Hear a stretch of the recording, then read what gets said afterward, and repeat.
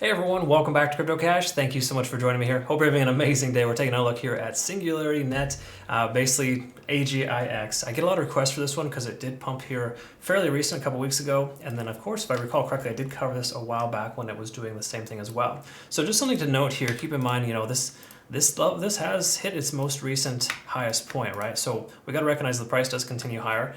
Roughly the range of about 67 cents is going to be the highest point which it should go. Could be this a very start of a very large cup and handle pattern, right? we'll see what happens, obviously. But just note there is a lot of resistance up that level, and it's no surprise that 2 years later it's essentially doing the same thing it did before, or roughly a year and a half. All right, so if you're new to the channel, keep in mind I am not a financial advisor, right? I just love teaching people to trade. Truly hope you can learn something here today. If you want to become a better trader, check my website out, cryptocash.tech as a site. We have a lot of partnerships as well. Running a partnership right now with Bybit, in other words, a community competition rewards. It's really awesome. All you got to do is use the link below and essentially deposit, I think it's somewhere in the range of $100. You get an airdrop, and also you're eligible for community trading competitions. But more important, you want to become something better, or become part of something better rather. Cryptocash.tech is a site I teach you how to become a better trader, so check that out in your own time. Really awesome experience there to be able to interact with some amazing community members. We have over 200 members actively right now. Taking a look at Agix though. Whatever you want to call it, Agix, Singularity.net, it's definitely doing some good things. It has some positive momentum here in the relative recent past. But what we want to look at is a handful of things. We want to take a look at Elliott wave on smaller time frames and kind of see roughly where we're at here, because we have hit the bottom of this C pattern, where we have this, of course, more so ABC pattern. And if you're not familiar with that, basically what happens is when we have this push up, so to speak, for the actual coin, you can see we hit a 1, 2, 3, 4, 5. Basically, it's establishing higher highs and higher lows. What happens once you hit that 5 point, it's common characteristic for the price action to hit a lower low, and then a lower high, and then of course one more lower low. So we're seeing that happen right here. That just occurred roughly about 24 hours ago over the weekend. So again, tentatively, the bottom is in here at 36 cents. So the likelihood of the price action continuing higher to possibly do another 1, 2, 3, 4, 5 is greater. Okay, so keep that in mind. That is essentially where we're at. We're likely nearing the bottom here for AGIX for this continuation. That's why Elliott wave is very helpful, because you can kind of see those things big picture and help you understand. Now, it didn't print anything naturally on the 1 day, but the 4 hour, I would say, is a pretty darn good alternative to the daily.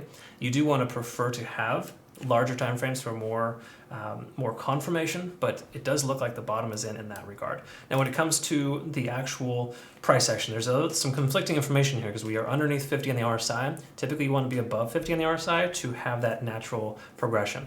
We also need more money flowing into the market too, which is happening right now based on Bitcoin's behavior, but AGIX hasn't had that happen yet. While we do have a slight amount of volume in the relative recent past, it's not enough to warrant a push to that resistance level. Same thing here with the convergence here. We are slightly converging. We're not there yet, but we could converge soon, starting to lose that bearish momentum to the downside. So with Elliott wave kind of telling us we're nearing the bottom of this phase, and the fact that we're seeing an increase in volume is a pretty positive sign. Okay, so I like to see that. When it comes to the RSI here, we did bounce off 50 on the RSI on the 4 hour. That's very positive. We also have a MACD convergence here as well. So the 4 hour is looking pretty stellar in the overall sense of things. When it comes to the hourly, of course, here, however, we can kind of see that there's a bit of a resistance right here at this level, about 40.3 cents. Let's take a look at TD sequential and see. We came up to a 7, got a reset down to a 4, now we're to a 3. Realistically, we could see another 7 hours of continuation to the upside based on this continuation, right? Now, when it comes to TD sequential, or Ichimoku Cloud, both of those combined together really give us a good indication of what's going on here. We can see that this is hitting a potential resistance level here, and the fact that the lagging span is soon intersect with the price action really just telling us that if you have a long position open, you may want to have taken some profits, because it might be losing its momentum.